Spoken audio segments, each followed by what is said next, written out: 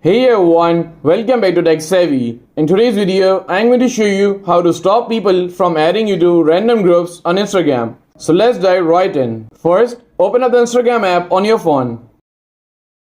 And once you are on Instagram, simply tap on the profile icon at the bottom right corner. And now, tap on the three lines at the top right corner to open the settings menu. And once you're here, you have to simply scroll down.